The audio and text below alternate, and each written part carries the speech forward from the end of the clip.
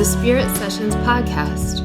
I'm your guide, Katie Silcox, bringing you your weekly self-love soundbite. Join us, where I'll help you find your true spiritual home, where every single aspect of you is holy ground, holy ground, holy ground, holy ground.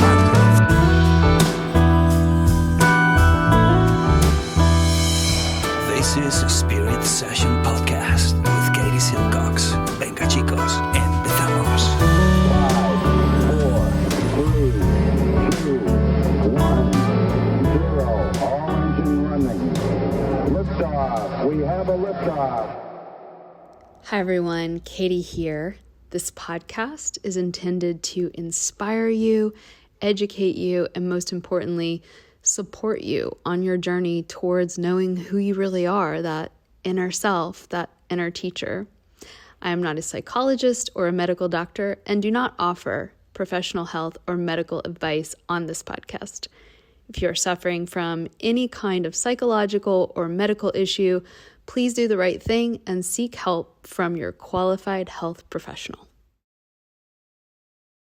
Hello, everyone, and welcome to Spirit Sessions Podcast. I'm your girl here, Katie Silcox. I've got a really cool podcast for us to discuss today. It's been on my mind for years, for a really long time, and I kind of want to talk about it today, and that is this idea that I think I've come up with. I've never heard it before, and that is an idea called Ayurveda Fundamentalism.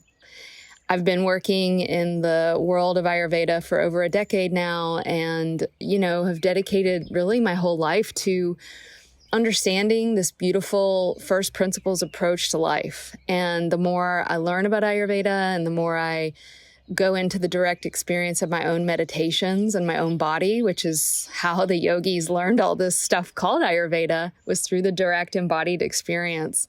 The original yogis that downloaded Ayurveda learned it through their own experience with prana, with energy, with nature, with experiencing and experimenting and seeing what worked, seeing what didn't work, and really trusting this sort of mystical direct line of communication between our heart and a plant, or our body and the sky and the earth and those energy fields. And so Ayurveda, we can define it as a beautiful folk medicinal tradition from India.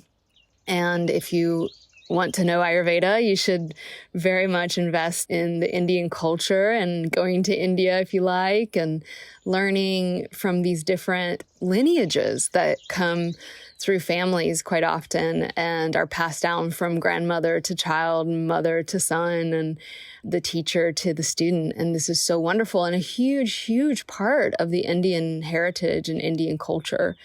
I spent 6 months living in India and studying with various teachers, and being in that dynamic really taught me so much about Ayurveda as a cultural phenomenon, and, something that I really wanted to honor and love and study really with a lot of great respect. That said, when you study the depths of Ayurveda or yoga for that matter, or any great tradition worth its salt, what you realize is that the tradition is just pointing a finger at the moon. The tradition is the finger. The books are the finger. The practices are the finger. The recipes and food lists, and, I don't think they really had food lists per se in like a strict sort of way, but all of these methodologies are the finger pointing at something else. And what it's pointing at is, in this case, the moon, which is something vast and mystical and heavenly, And so what often happens, and it's very normal. In fact, when I was a younger woman, I too fell prey to the longing that I think many of us have when we're either young or I think spiritually young. And it's not, a bad thing. It's just something to be aware of. We can track the feeling, and it comes up for me still, where we can sense this feeling of wanting so badly for someone to tell us what to do. That's a childlike mindset. I want a teacher to tell me what to do. I want a food list. I want to know what to eat to heal. I want to know what herbs to take to feel good. I want to have someone just point me to the way to enlightenment, right? I completely get this feeling. I have had it many, many, many times. In fact, at some times in my life, it's been a real driving factor, albeit unconsciously. And so we can watch and see and even look and honor the part of us that wants somebody to tell us the rules. Just tell me how to do this, right? And some of you are rebels and you never want anyone to tell you any rules. And that's your work, right? To maybe open up to having some structure. But today I want to talk about Ayurveda as a first principles approach to life. In other words, if we study Ayurveda, what we see is that at the greatest level, the deepest, widest level, and this is why I love Dr. Ladd so much, and his book is one of the core texts in our school, is that no matter where he goes in the spectrum of teaching, he constantly brings it back to Ayurveda as a first principles approach to life for human beings and not an Indian cultural relic. Although if you hang out with Dr. Ladd, he's a beautiful Indian man with a deep culture from India, right? But he has a mind as vast as the bright blue sky, as deep as the ocean. And I want to be like that, and I want our students at the Shakti school to understand and kind of see that as the North Star. So Ayurveda, what does it mean to be a first principles approach to life? It means while respecting tradition, we must see this as a way of seeing reality for all beings, for all of life. And then it can be applied to any situation, any culture, any imbalance, any human, any animal, any plant, anything, because it's a way of understanding the fundamentals of earth-bound energy moving up through the spectrum of non-earth-bound energy. Another non-woo-woo way of saying that is Ayurveda is a way of teaching us how to understand poetically and metaphorically the principles of science. Science doesn't care if you live in Antarctica or Arizona. Science is science. It's just the way life is. Biology, in this approach, biology is God. Biology is divinity. I think about Joseph Campbell saying these mythological archetypal gods live in our organs. Yoga poses aren't owned by any one culture because they come out of the energetics of a human body. Charaka Samhita, the most seminal ancient Ayurvedic text, says that Ayurveda, in order to continue to do its job, which is to evolve, must be taking in consideration the time, the geography, the culture, and the people in which it's being presented. I can't hand you a raw salad if you can't digest it. I've got to give you warm soup. So Ayurveda is a first principles approach to life that in the best of circumstances, when understood as poetry, as science, as metaphor, as archetype, it becomes this universal way of connecting all hearts, not just human hearts. And that's why I'll link this in the show notes. I had such a heartfelt conversation with one of our lead teachers, Sandhya Ramaswamy, who was one of my teachers, about just the heart of Ayurveda. And the way that we get so caught in the laws and the rules and the fundamentals that we can lose our vision, we can lose our eagle eye purpose, and we can get lost in the weeds. And at worst, we can go to war. So what is Ayurveda fundamentalism?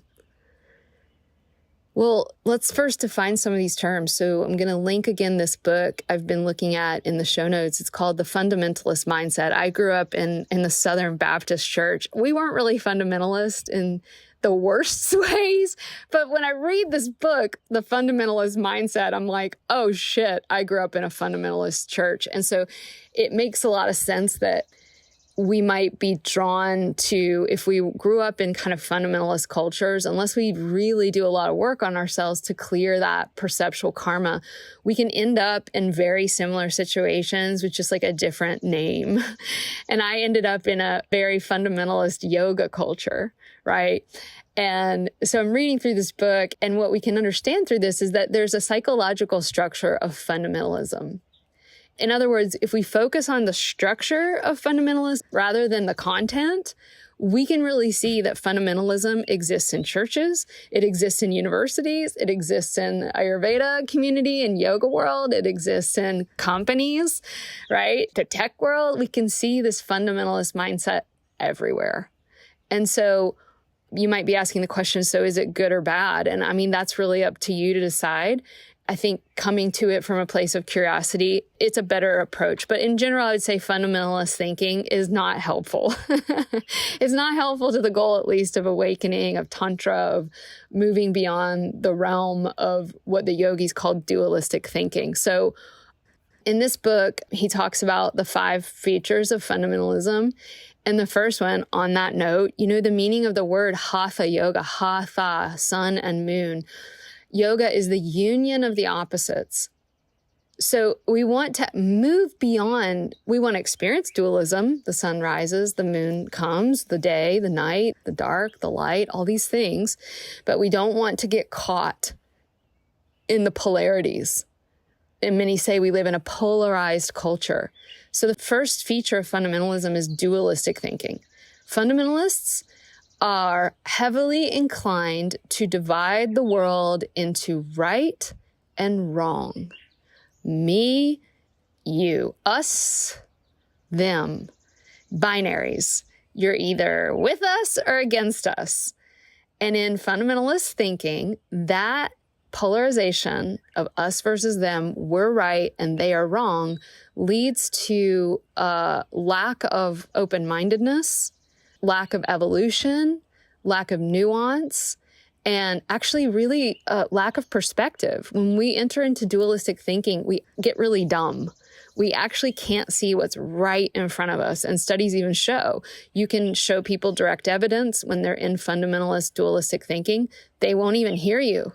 They won't even cognitively allow for nuance, for subtlety, and most importantly, for changing our minds, which is the most important thing on the spiritual path, is opening the mind. Now, that doesn't mean you don't, lean into the truth of who you are and stand firm in your convictions. But dualistic thinking actually leaves little room for perceptual opening. I see this all the time. How is this related to Ayurveda? We get so caught in the ancient rule books that we forget that the ancient rule books were just really great notes from really smart physicians of the past. It's like, the Materia Medica of Trotula in Italy, or, Hildegard of Bingen's poems, right? Like, similarly, think of Ayurveda not so much as a system of rules, but as a beautiful thousands of years old methodology of note-taking. Oh, wow. That's a new perspective. We get caught in the food lists. Oh my God, I'm a Pitta. I can never have hot sauce. Oh my God, I'm a Vata. I can never have a salad. Oh my God, I'm a Kapha. I can never eat an ice cream sundae. No, no, no. And yes, yes, yes. When you feel like you're in a paradox, that's when you know you're in the right spot, right? Ayurveda says that everything is a medicine and everything is a poison, given the time, the place, and the person, the time in their life, where they are geographically, what they're going through. Another feature of fundamentalist thinking is a lot of fear and suspicion, and there can even be anger. Paranoia, right? Othering. Othering leads to warfare. Anytime we other, we're going to have war, even if it's only in our own minds. And something I watch in myself all the time. I'm not saying I'm free from this. I'm putting it out there because it's what I'm working in this lifetime to overcome. But what does that look like? When you have a fundamentalist view of reality, you get really angry when people don't agree with you or do things the way that you've deemed right. Let me give you a really hilarious example. And I've mentioned this on the podcast, but it's so good. I got an email back when I first wrote Healthy, Happy, Sexy, a book on Ayurveda, that was really mean. And the reason it's funny is because it was so mean about the dumbest thing in the world. Dear Katie Silcox, it said, "You are everything wrong with Ayurveda. How dare you give people recipes for smoothies? Smoothies are, not allowed in Ayurveda. How dare you use a Vitamix?" Now, I know there's a lot of warfare out there on whether or not we should drink smoothies. And I do really want to honor the fact that smoothies may not be a very Ayurvedic approach, right? You don't want to mix a lot of different foods. When we do a lot of big food mixing, it can lead to fermentation in the gut. And then there's a whole other field that says that fermented foods are good. And so there's a lot of argument around this. And so what I always tell students when they ask me about smoothies is, see what it does in your body. Change it up. If you put 50 ingredients, do you get bloated? Do you feel heavy? Do you have low agni, meaning you don't have a lot of hunger later on in the day? What if you put almond milk and dates and a banana, maybe a handful of arugula? How's that? Well, that's not really a smoothie. That's almost like a lassi, right? And so you can see how, it depends is the answer always. I love Dr. John Douillard. I'm going to link to his life spa in the show notes. He gives great recipes for Ayurveda smoothies. And it's funny that I'm spending so much time on this, but that shows you just the ridiculousness of Ayurveda fundamentalism. And I haven't even gotten to the best part, which is the email. How dare you use a Vitamix? I thought to myself, if I understand the Vedas correctly, we are all undergoing multiple lifetimes. I am 100% certain that I've been Indian in a past life. There's just no way I haven't been. And I think all of us probably have at some point, right? If we understand the text correctly, we've all been everything and we've all been each other's mothers. And so we should treat each other as if we are looking at our own child. And I thought, man, if that old Indian man or woman back 500 years ago was grinding up the spices with a mortar and pestle and you handed them a Vitamix, do you think they'd use it? I think a lot of them would be like, wow, this is the coolest thing I've ever seen. Humans like technology. They love it. And if used wisely, it can support our Ayurveda lifestyle. There's a case to be made that grinding your own spices is better, right? You get the muscle workout. You can really smell the spices. You're putting the energy of your hands and your arms into it. And so that's a real sort of traditional approach. And I love that. And I believe in that. And yet, do I have time to do that every day with my 2 puppies, my company that I run, trying to keep my own self healthy? No way. No way. The Vitamix helps me. All this to say, second principle of fundamentalism, you start to think that you are right and others are wrong, and now you're angry. Why are we angry when we think someone has a different idea from us? That's a deep question. Perhaps it touches some fundamental fear inside of us that we aren't right, that we don't have it all together, that our systems of structure and control may not be the right ones. Another feature, and I don't see this too much in the Ayurveda world, but I'll mention it. Well, let me say, they call it apocalypticism. And we see this in our culture today, right? We want to tear down everything and create a new beginning.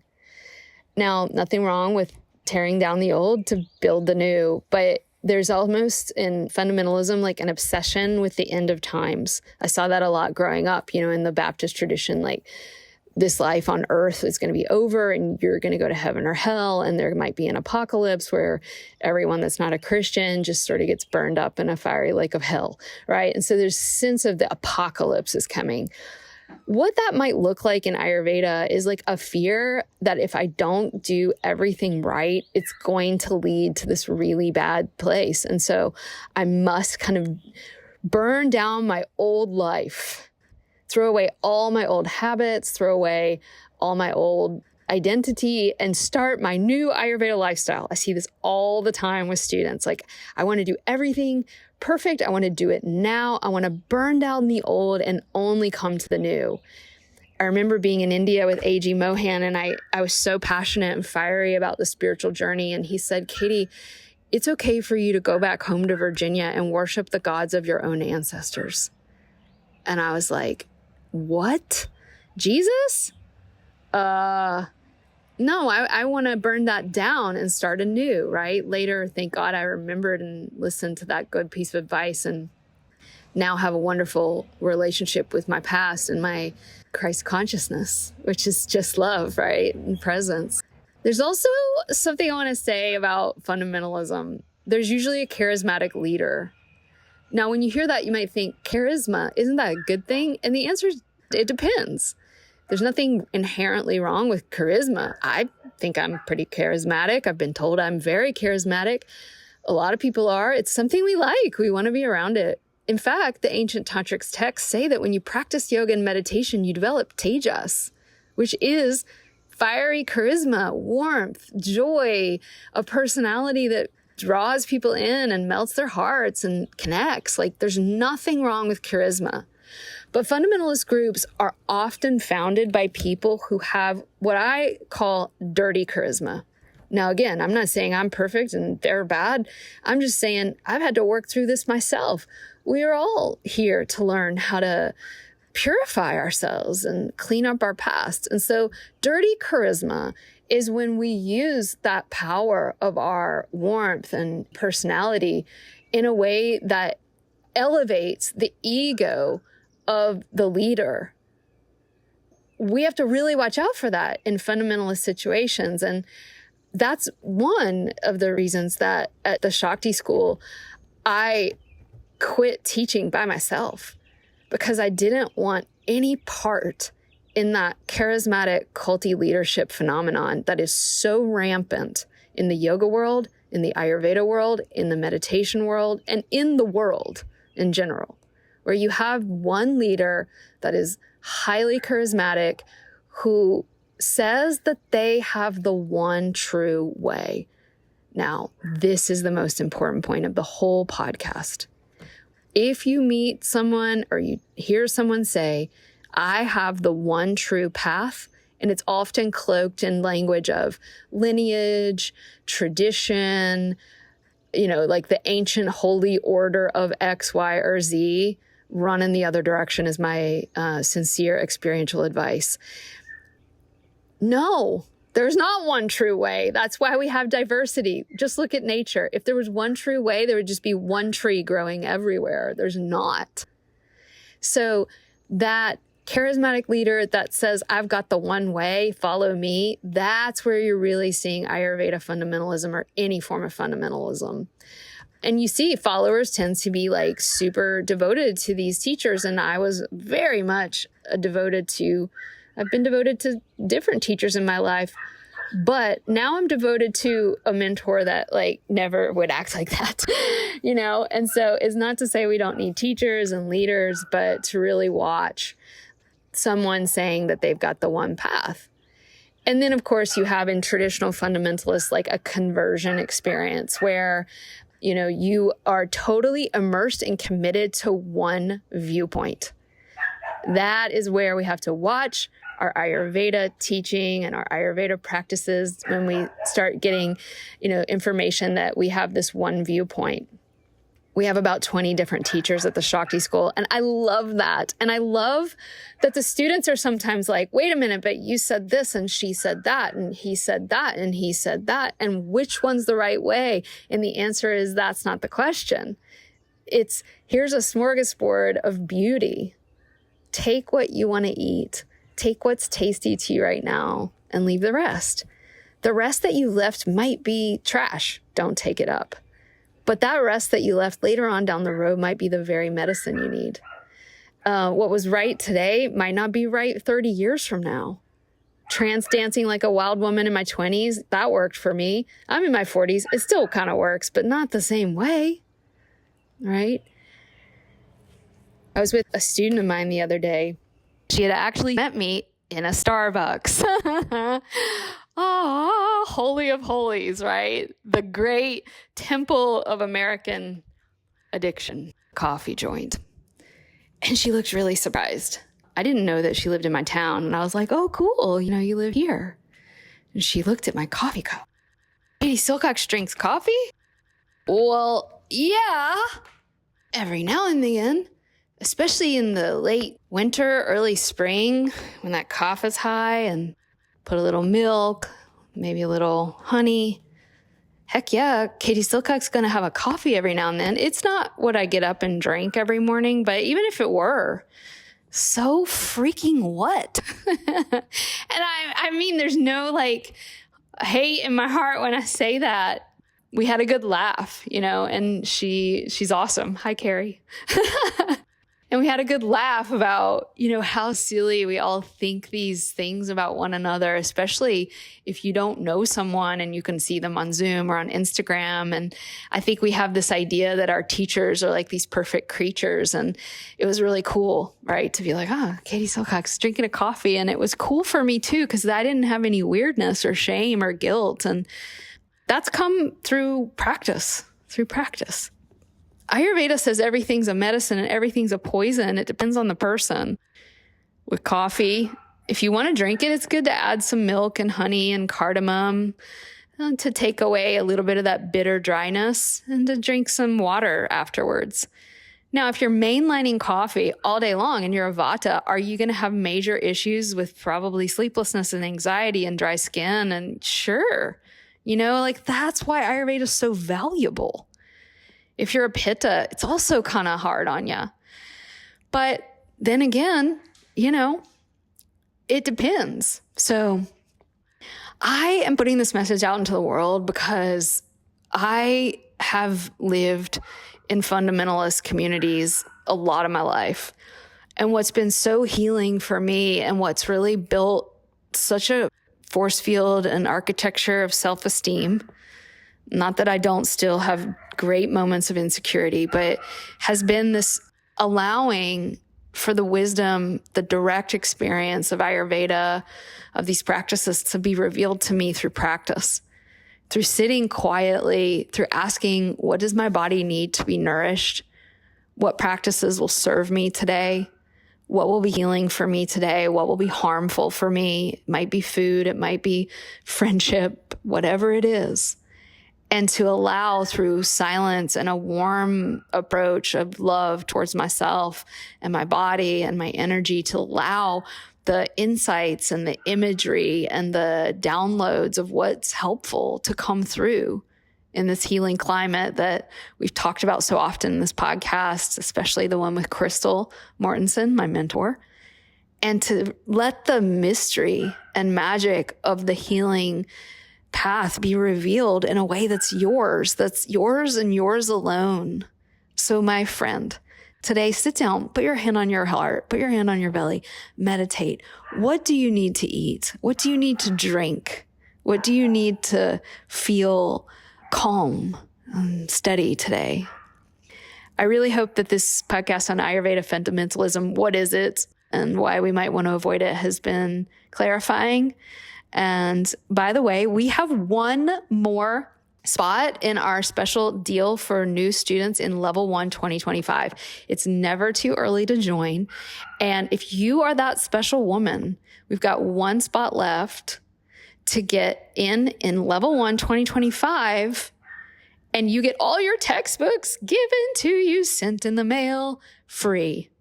That's hundreds of bucks. So if you know you want to do Ayurveda school in 2025, make a commitment now. Do it for you. This is the time to make the commitment, and I'd love to pay for your textbooks. So we got one more spot. All right, beauty, have a wonderful day and enjoy this fresh, hopefully fresh new perspective on Ayurveda. Much love. A big special thanks to Kevin Carlisle of Goodbye Gemini, who wrote this beautiful podcast music, and to DJ Juan Pablo Jimenez in southern Spain for mixing it and making it magic.